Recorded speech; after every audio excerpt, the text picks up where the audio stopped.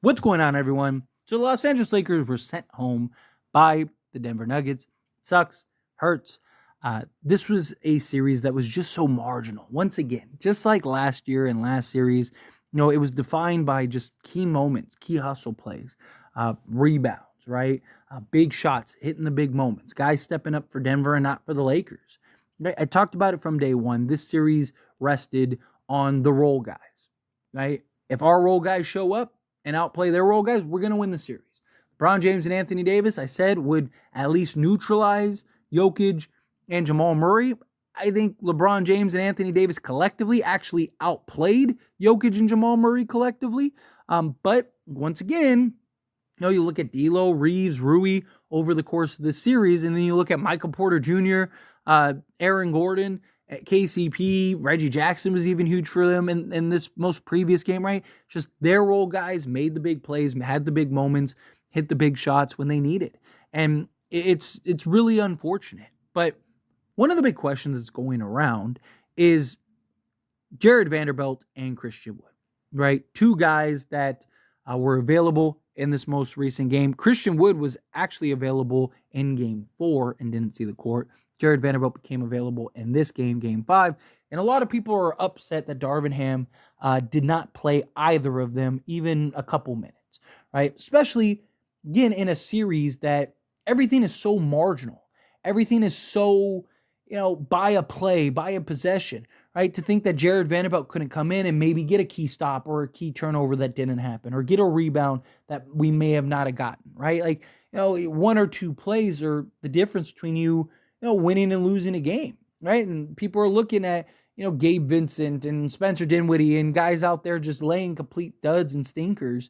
And it's like, man, like, why can't we get Jarred Vanderbilt or Christian Wood out there? How much worse could they be than the guys that are out there right now? Right? And it's like, if Christian Wood gets a key bucket or, a key rebound or, Jarred Vanderbilt creates a key live ball turnover or something, right? Even in like was it game 2?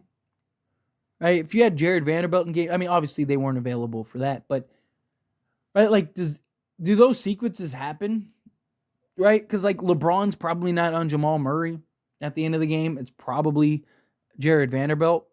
Does he end up getting called for the foul? Right? That Darvin Ham should have challenged, by the way. And even then, right? Aaron Gordon's rebound, right? Where Jokic kind of just throws up that weird shot, right? Like, if Jarred Vanderbilt's in the game, one, does Aaron Gordon even get that rebound? Or does Jarred Vanderbilt track that down and get it? Right? Like he usually does.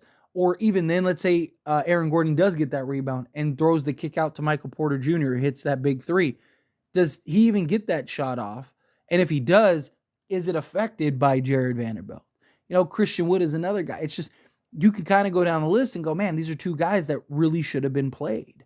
And, Darvin Ham, look, there's already reports coming out that he's very likely to be fired. And I think personally they need to fire him. I do. I think it's just, he hasn't proven that he can really handle the ins and outs and the intricacies of being a head coach. And I just think it's time for him to go. We'll see what happens in the offseason. Again, lots of reports that it's supposed to happen, but it's kind of one of those things. I'll believe it when I see it. I do think it needs to happen. I do think it will happen. I think it should happen, but I also wouldn't be surprised if the Lakers stick around.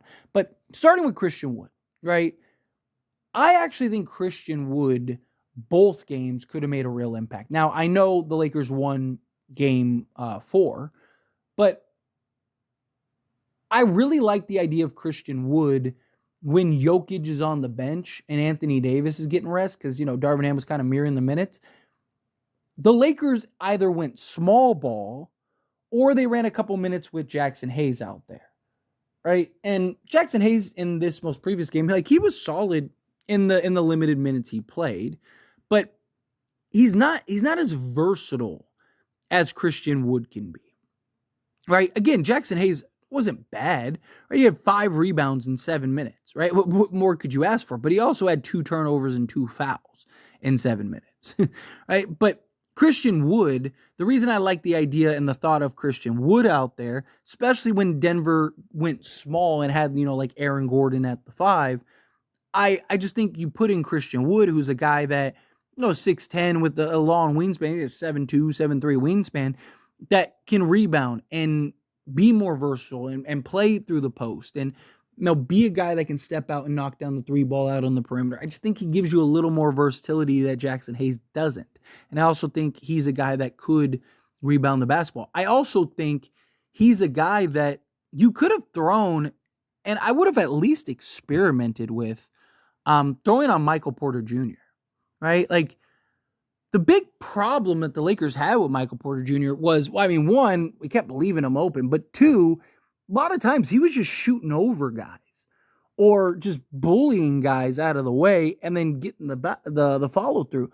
Christian Wood's a guy that I think, again, with his 6'10" height and 7'2", 7'3" wingspan, I do think could have applied more pressure on Michael Porter Jr., right? He wouldn't have gotten pushed around and bullied as much as like we saw Austin Reeves at times. And Michael Porter Jr. wouldn't have been able to shoot over Christian Wood as easily as, somebody that he's 5 inches taller than, right? At least Christian Wood is similar height, similar length. And we've seen him defend the three at times.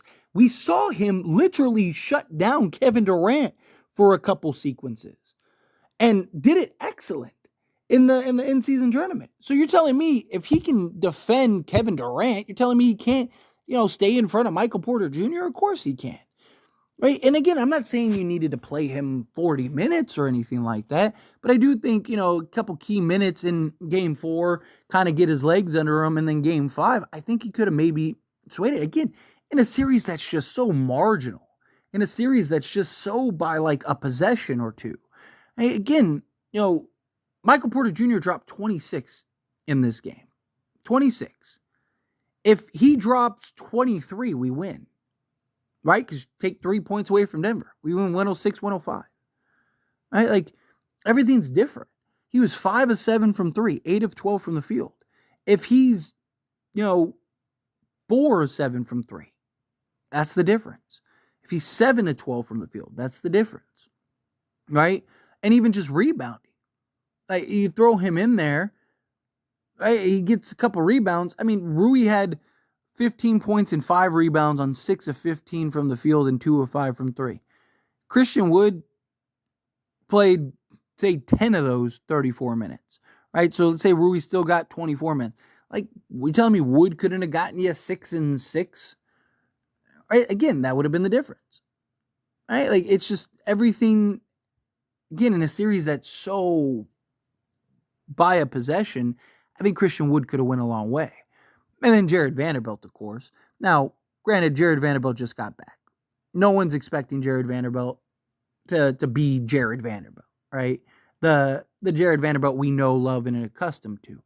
But his hustle, his energy, his rebounding, his just tenacity on the defensive side, in a limited role, limited minutes, 10 minutes.